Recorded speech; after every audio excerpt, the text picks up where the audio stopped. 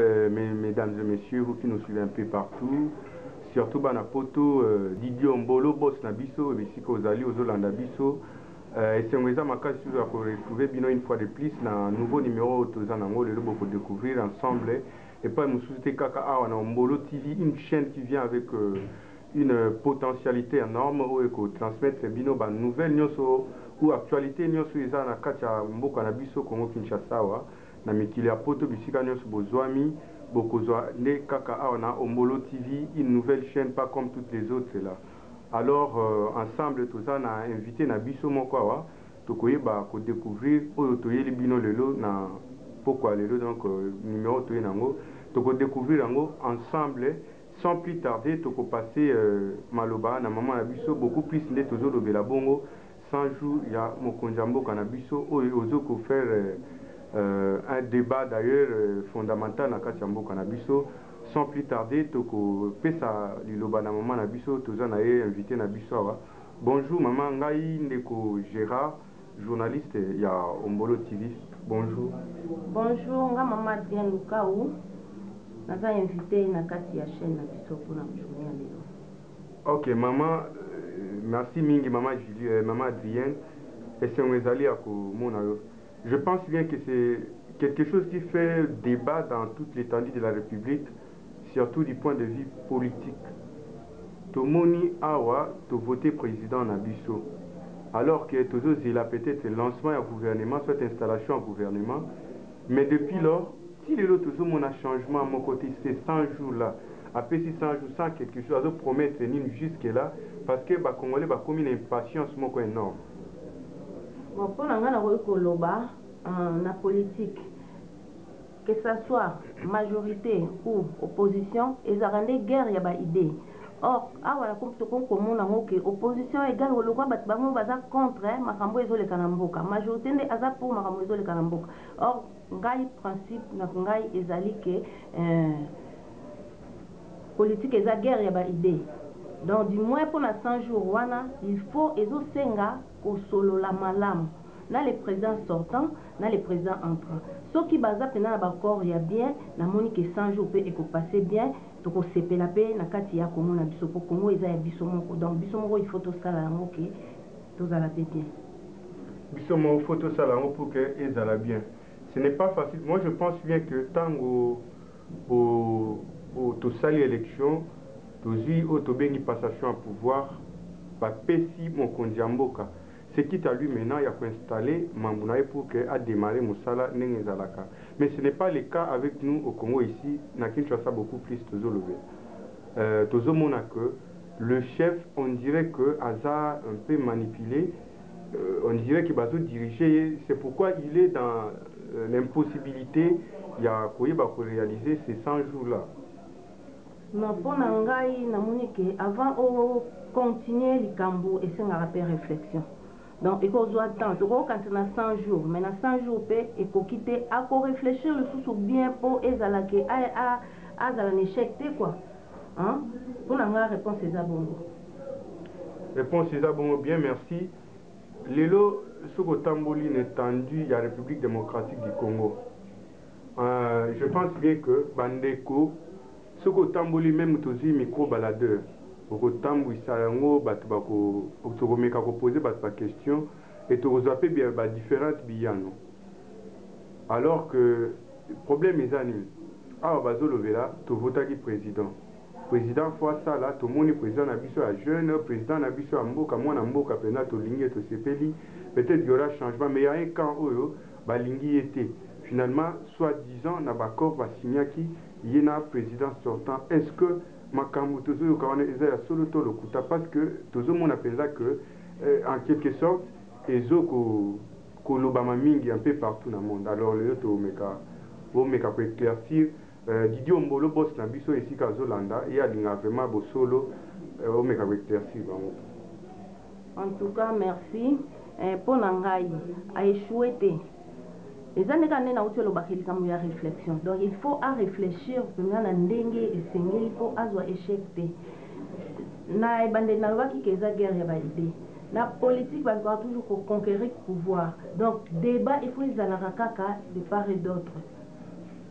président akosolola mais biso population tomeka koaider soki biso toaider akoatteindre objectif mais soki totiki ye abunda na ye moko eza likambo oyo asalaki nanu te mais dans ntango eza na débit le débit a toujours été difficile donc côté wana il faut to comprendre biso mpe tozala na bamoral moko apaisé ekoleka bien. Je pense bien que maman Adrien ndenge nalandi yo nalandi yo malamu mama Adrien nyonso ozoloba oza no na raison ozokosa te mais problème eza que tozomona lelo nyonso wana ndenge ozoloba faut toaider président mais de quelle façon tokoaider président vu que liberté na ye vraiment eza clair te tozomona po bomona na président tout un problème nese mambo mosusu ezala soit même bato na bango mo ya IDPS po bamona président tout un problème siko tokoparvenir ndenge nini ya koaider ye na baidée soit bapenser toza nango pour que tomekaka kodévelopper soit todécoller ensemble mpona bien-être ya mboka na biso. tobelelaki social toza baministère ebele ministère affaires sociales ezali ministère ya agriculture ezali ministère ya pêche élevage ezali ministère ya plan ezali ministère donc toza baministère ebele baoyo baministère oyo eza vraiment que primordial na souci ya peuple basala baprojet na bango na baprojet wana bakotisi na direction oyo esengeli ke bayamba yango bien et puis répondre na baprojet wana na kanisi population ekosepela répondre na baprojet wana mpe bango bamoni que peut-être bokonzi yango bazwaki yango na voie normale te ezalaki ya négociation sikoyo bato wana comment ils vont s'intéresser beaucoup plus badisposer produit na bango soit basengager na gouvernement moko oyo eza peut-être en place mpenza te oyo eza vraiment na plaire te oyo eza na autorité te. nyonso nalobi le débit a été toujours difficile esika basignaki baaccord biso tozalaki te toyebi te oyo nini basololaki eza vrai eza lokuta biso tozaka wana toza roi baobservateur yango wana nalobi ke ntango baprojet ekokota barépondre biso positivement nakanisi mboka ekotambola bien berere ebele échangeaka nango soki tofaire face na makambo ezosala biso batrouble. Gaël Mpia, depuis quelque part, je pense que aux Olandanga, il y a un Gaël Mpia, depuis les États-Unis, je te salue quand même. Je pense bien que le président Ayaki n'a objectivité. Oh, c'est basé qui n'a beaucoup plus qui m'a anti-valeur. Anti-valeur dans ma corruption, le kuta, tout ça, Coco Sana, aligné en mode lutter contre l'ango. Mais, chose étonnante, toke na élection sénatoriale là to moni que ba député à IDPS provinciaux bazaki lui pour ba voter ba ninga na ba sénateur mais na côté na bino IDPS on a to moni ata mutu mo te ça fait débat trouble vraiment OK ba moni bokondeza pa ba lit na bango ba saki depuis tout ce temps et fouti bango na nini wana eza ko engager plus bango mo bazana kati biso tokokoloba tokokotia bamakelele ya ndenge na ndenge me oyo eza na kati eza kwa trouble eza na kati ya ndako moko ndako wana okota te oyebi place mbula etangaka te oyeka boye te na bandi obongisa non okoreusir te donc problème ezali nde bato oyo baza na kati bazala vraiment na mitu oyo esalaka oyo balobaka tu la tête bien faite pour résoudre des problèmes quel que soit nous mais ce qui est solo ezali n'andenge ya bien en tout cas résultat surtout et ça toujours positif résultat c'est ça positif alors et ça qui débat makati débat vraiment parce que bazoki babundi tout ça pour na ko apaiser akena a jouer na o babenga na lopoto bongo sophisme des génies ameka ko dévancer bango pour leur dire que non, tu as annulé l'élection, ok, il est au courant de quelque chose, non, tout ça, il est équipé, tout ça, mais il fallait éclaircir sa population, surtout, lutter contre 32 ans après. Bon, il y a ma bien à côté de Bango, et beaucoup plus de monde, candidat sénateur, bimi à côté de FCC. Donc, qui fait preuve qu'il y a eu des accords signés secrètement entre tous les deux. Non, tu as répondre que ils ont engagé plus bango biso population toza na eloko ya koloba penza te soki toyede président donc ils ont sengaka que bango baza na kati oyo base pointé bagarant batambusa mboka bazala na mitema ya malamu na ndenge ke bazosenga penza ke population congolaise eza penza ke nzambe azalaka kuna donc lokola nzambe azalaka awa donc biso mpe tolataki motema wana ya nzambe mpo tosunga mboka na biso ekende liboso. Tosunga mboka na biso ekende liboso. Je sais bien que tokosunga mboka na biso tokende liboso, mais ntango toza na bolingo te toyebi kosede te soit kosechange normalement te tokokende liboso ata mokolo moko te. Awa mpe problème fondamental que se poser beaucoup plus tomoni mosusu arriver à chef, c'est partout au monde. Il faut qu'il y ait un changement dans un premier temps. Tout le monde mokonzi ya mboka soki aye la toute première des choses yango ça va peut-être même shit ya nini ya dollar. Tout le monde appelle tout ya dollar et meki ko kita pour rassurer bateau beaucoup plus que non. On a mokonzi ya mboka ya sika tozui aye, donc ça donne un message fort déjà pour que bateau dans le bain que non mokonzi ya mboka ye na ba objectif très positif. Alors tous sungaye ensemble awa topé ezo mata siko mata tozui président ya sika mbala moko dollar echité ça pour autant bazo bakor na gouvernement ça pour autant bakonzi baloba soki nini esengeli oza chargé na finance non kaka na cité dollar ekomi boye boye maloba eloba maki ebele dikupa emati lisusu siko tokokondane nani to banana na ko changer mentalité na biso. Tous à la très bien éduqué, à tatoke wapi, vous obéissez à la raté, mais tout banayango a on a qu'à mboka na biso éducation. Donc si je comprends bien, biso moko pe ba population toza coupable na mabonyo sezo le kanaka mboka na biso. Oui. Dans un premier temps, biso moko. Totali ba balabala salité, opposé chef de l'État ou bien opposé la gouverneur a ko kombela yo libanda. Peut-être ba ça la biso site mon que to tiaka poubelle awa.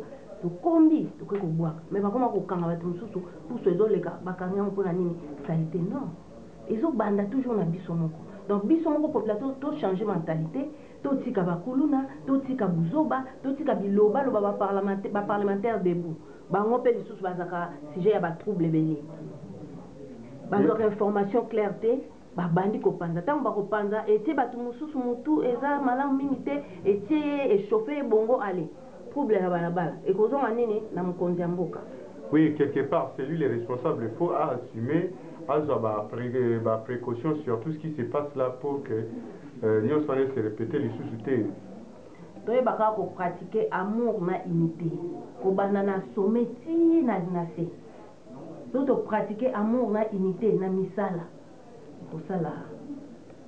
Développement mboka na biso total la situation ya ba maman basi ebele basala te mboko basi basala ebele te o basi bazana bozute o basi baza développer te mboko na edindaka toujours or biso kana biso ezali ke ba itufaka basi so total na ministère basi baza ebele te so total na ba société basi baza ebele te na administration basi baza ebele te or so to pesi basi pouvoir to komona pe changement to kopesa basi pouvoir c'est pas un problème.